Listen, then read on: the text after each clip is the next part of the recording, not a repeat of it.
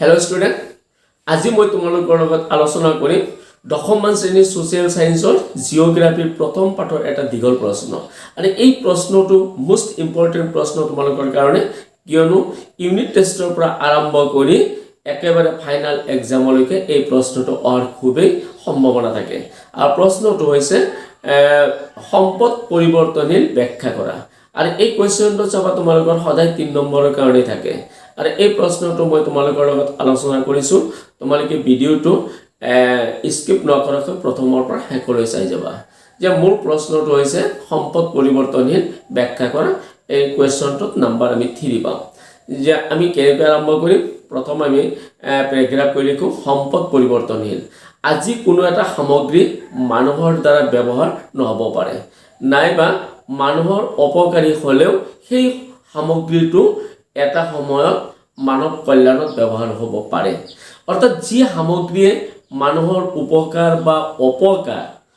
দুয়োটাৰ ভিতৰত কোনো এটাই নকৰে তেনেকুৱা সামগ্ৰীক আমি নিৰপেক্ষ সামগ্ৰী বা নিষ্ক্ৰিয় সামগ্ৰী বুলি ক'ব পাৰোঁ উদাহৰণ স্বৰূপে এটা সময়ত মেঘালয়ৰ গাৰো পাহাৰত হাজাৰ হাজাৰ ফুট মাটিৰ তলত কয়লাৰ খনি আছে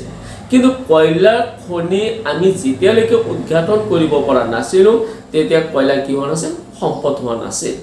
কিন্তু সেই কয়লা যেতিয়া মাটিৰ তলত আছিল সেই কয়লাই মানুহৰ উপকাৰ কৰা নাছিল অপকাৰ কৰা নাছিল কিন্তু যেতিয়া আমি সেই কয়লা যাতায়াত ব্যৱস্থা যেতিয়া উন্নত হ'ল অৰ্থাৎ কমিউনিকেশ্যন যেতিয়া উন্নত হ'ল আৰু সেই কয়লা যেতিয়া আমি উঠাব পাৰিলো তেতিয়া সেই কয়লা কি হ'ল সম্পদলৈ পৰিৱৰ্তন হ'ল আৰু এনেকুৱা কিছুমান সামগ্ৰী আছে যিবোৰে কেৱল মানুহৰ অপকাৰ কৰে কিন্তু উপকাৰ নকৰে তেনেকুৱা সামগ্ৰীক প্ৰতিৰোধক সামগ্ৰী বুলি কোৱা হয় আমি এক এক্সাম্পল হিচাপে দিব পাৰো অনুৰ্বৰ মাটি বা বানপানী জৰ্জৰিত এলেকা এই ক্ষেত্ৰত আমি এটা ধুনীয়া এক্সাম্পল দিব পাৰিম পশ্চিম বংগৰ দামোদৰ নদীৰ যেটো পানী আছিল সেই পানীয়ে সদায় মানুহৰ অপকাৰ কৰিছিল অৰ্থাৎ বানপানী হৈ মানুহ যিবিলাক শস্য ৰোপণ কৰিছিল সেই শস্যবিলাক বানপানীত নষ্ট হৈ গৈছিল অৰ্থাৎ দামোদৰ নদীৰ পানী এটা সময়ত মানুহৰ কাৰণে কি আছিল প্ৰতিৰোধক আছিল কিন্তু যেতিয়া দামোদৰ নদীত ওপৰত বান্ধ দি জলবিদ্যুৎ উৎপাদন কৰিব পৰা অৱস্থা হ'ল তেতিয়া সেই দামোদৰ নদীৰ পানী এতিয়া প্ৰতিৰোধক নহল অৰ্থাৎ তেতিয়া সম্পদলৈ পৰিৱৰ্তন হ'ল এই এনেকুৱা দৃষ্টিভংগীৰ পৰা আমি ক'ব পাৰো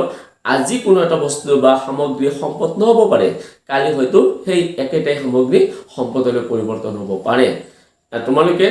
এই প্ৰশ্নটো মই যিমান ভালকৈ পাৰো মই সিমান ভালকৈ তোমালোকৰ লগত আলোচনা কৰিলো তোমালোকৰ যদি এই ভিডিওটো ভাল লাগিছে তেতিয়াহলে লাইক